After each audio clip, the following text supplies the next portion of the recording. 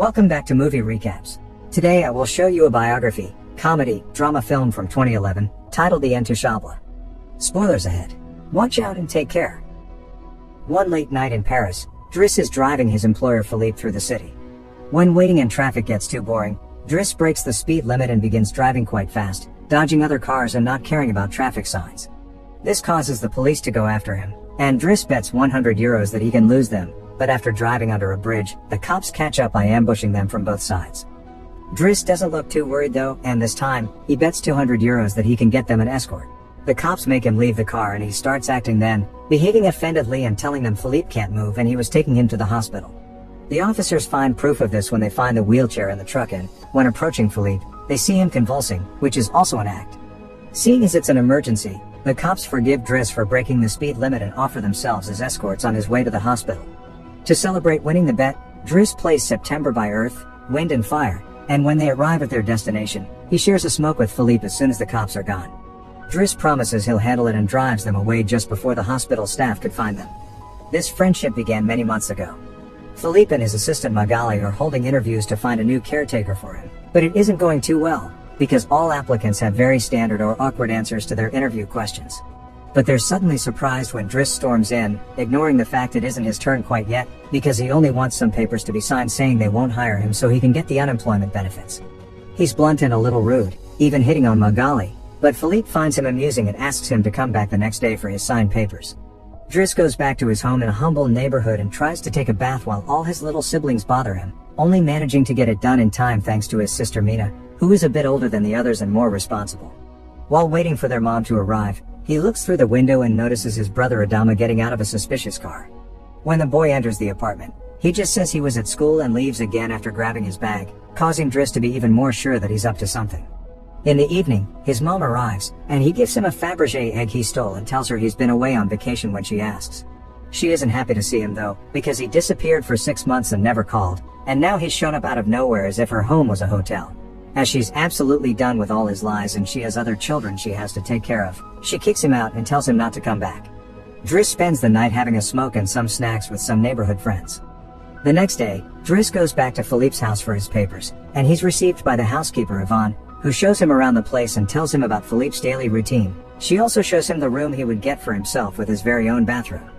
Driss can't help staring at the bathtub before he's dragged to see Philippe, who offers the signed sheet of paper but also a job opportunity. Driss accepts the 1-month trial, and Philippe tells him he bets he won't last 2 weeks. After bringing his things to his room, Driss is taught how to take care of Philippe. He must learn how to keep his legs stimulated, how to put him in the wheelchair, how to help him shower and change his clothes. Things get awkward when Driss discovers he must put on him some high stockings and even clean his butt after Philippe uses the bathroom, but no matter how much he complains and says he won't do those chores, he ends up accepting them as part of his job. Later in the evening, while he's enjoying a snack on the roof, he's interrupted by Philippe's daughter Elisa and her boyfriend Bastien, who are looking for a private place to make out, and he kicks them both out after refusing to share his beer.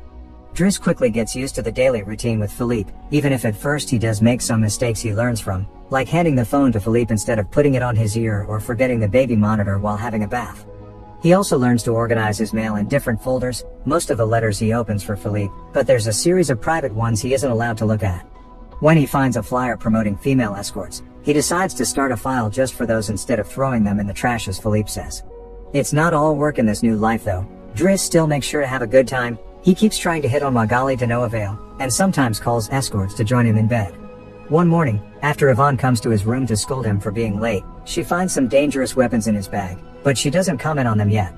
Driss' work today is to drive Philippe around, but he refuses to put him in the back of a van as if he was cargo, so instead, he takes him on one of the fancy cars that don't see much use. Philippe, who first thinks this isn't suitable and says they should be pragmatic, is soon getting excited at the idea of a faster, less boring ride, although Yvonne still disapproves. When they try to leave the building, there's a neighbor parked at their entrance, ignoring the sign on the door that says it's forbidden. Driss wastes no time and goes after the guy, grabbing him by the front of his shirt and threatening him until he moves the car. Philippe is impressed by his actions, but Yvonne, once again, disapproves. The pair goes to a museum, where Philippe is planning to buy a piece of artwork that Driss considers not worth the money because it's just a red blotch on the canvas. Afterward, Philippe meets with a relative of his, who tells him everyone is worried about Driss since he can be violent.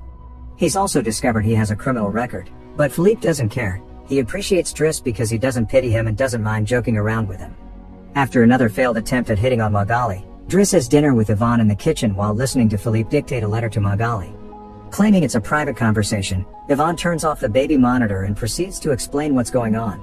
Philippe is pen pals with a woman called Eleanor. Those are the letters he didn't let Driss open. But he's never met Eleanor in person. Their relationship is purely epistolary. Speaking of love, Driss teases Yvonne for the looks the gardener gives her all the time before going to bed. He's trying to sleep when he hears some weird sounds coming from the baby monitor. Philippe is having trouble breathing. Not being capable to ignore him even if he tries, Driss goes to his room and gently guides him through the attack with soothing words and a wet cloth to wipe his face. Philippe eventually falls asleep, only to wake up again moments later, saying he needs air. This time Driss doesn't hesitate. He puts Philippe on the wheelchair, covers him with blankets, and takes him out for a stroll by the river.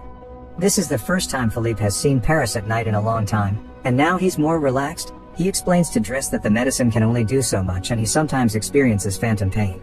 When they see some girls walking by, Philippe also confesses he isn't capable of pleasuring a woman because of his situation, but he still can enjoy some satisfaction when he gets his ears massaged because they are sensitive zones. When the phantom pain threatens to appear again, Driss shares one of his joints with Philippe, who is skeptical at first but ends up loving it. Afterward, they go to a restaurant, where they joke around while sharing a meal, and Philippe decides to share more of his story.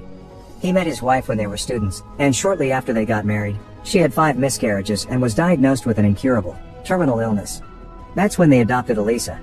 Philippe has always loved competitions, extreme sports, and speed, and a paraglider gave him that. It was during a paragliding session that bad weather caused him to crash and break his vertebrae, although he still thinks his real handicap isn't the chair but living without his wife. After joking around some more, Philippe remembers the date and realizes Driss has passed his 1-month trial, so he's now officially hired. But he needs to start by bringing back the Fabergé egg he stole because it was a gift from his wife. She would give him one every year, and he has exactly 25, matching their time together. The next day, Driss goes to talk to Mina when she's leaving school, who is a bit offended because he hasn't been answering her messages except to ask her to look for the egg. She also tells him about some cops that have been calling their home. Afterward, he visits Adama, who confesses he was found with 30 grams on him. Driss wants to take him to lunch, but Adama refuses and instead gets in the same suspicious car from before. Later on, Driss is allowed to be present while Philippe dictates his letter for Eleanor to Magali. He thinks this purple prose is very boring and that Philippe should be more direct. He's also baffled to hear that this has been going on for 6 months and they never exchanged pictures. When he finds her phone number on one of the letters, he takes it as a sign and calls her, obliging Philippe to take the phone and finally speak to her outside the written word.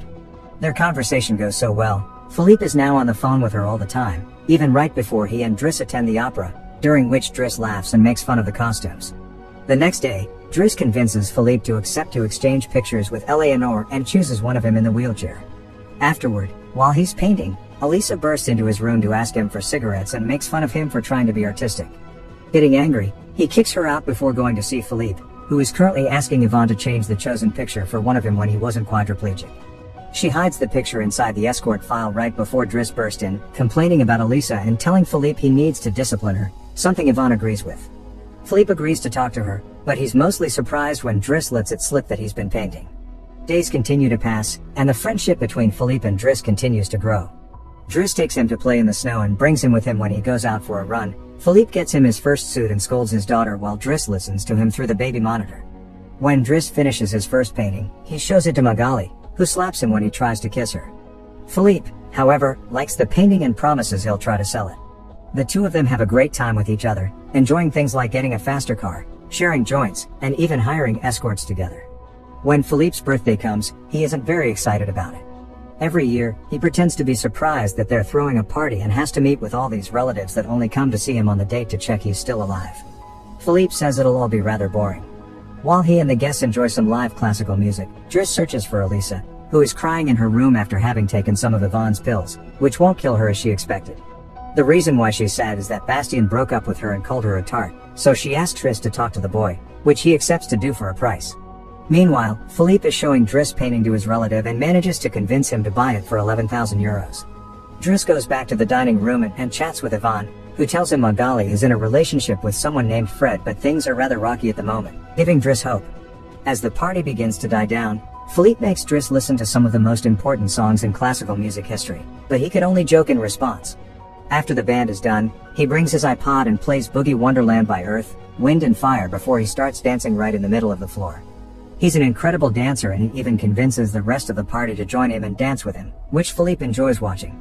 Later, when putting Philippe to bed, Driss opens Eleanor's latest letter to him. She sent her picture, showing she's rather pretty, and is telling him they should meet next week when she visits Paris. When the day of the date comes, Yvonne and Driss put Philippe through dozens of outfits until they find the perfect one. And since it's Yvonne the one that will take Philippe to the date, Driss uses his day off to visit Bastien and threatens him until the boy accepts to apologize to Eliza and to bring her croissants every day. He also asks him to fix his hair. Afterward, he visits his mother at work, but only to watch her from afar. At the restaurant, Yvonne and Philippe are waiting for Eleanor, who is very late. After waiting for an hour, Philippe gives up, calls Driss to ask him to take him away, and then leaves the restaurant without noticing Eleanor is arriving at the same time. That same night, Philippe takes Driss with him in his private plane and gives him the money he got for selling the picture, making him immeasurably happy. They make it to the countryside the next morning, and Philippe decides to go paragliding, dragging Driss with him as well. Driss doesn't want anything to do with it, but after initially freaking out, he ends up enjoying the experience. When they return home, Adama is there waiting for Driss and gets scolded when he sees the scars on his face. Adama will still not tell Driss what's happening in his life though, so Driss makes him wait in his room while he calls Mina to tell her not to worry and goes to put Philippe to bed.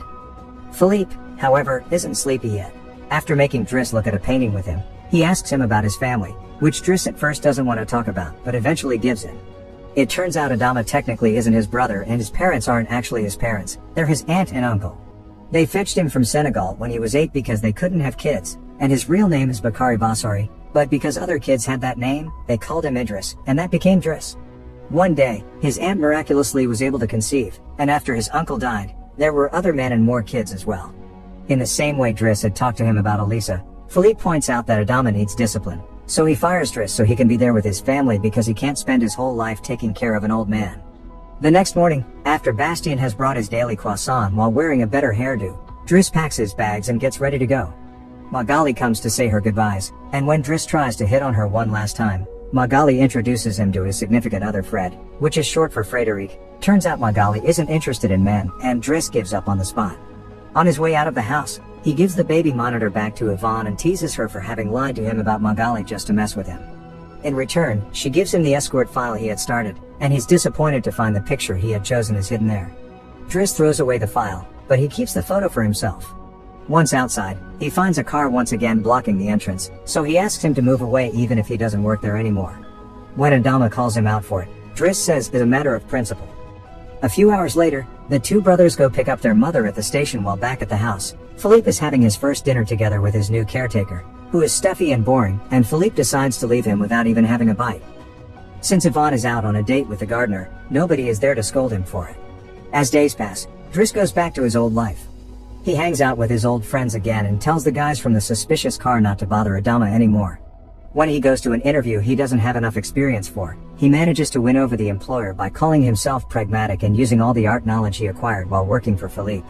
This lands him a job as a driver. Philippe continues to dislike his new caretaker and is in a constant bad mood. One night, he refuses anyone in the house to help him with his phantom pain, so Yvonne calls Driss and asks him to come over.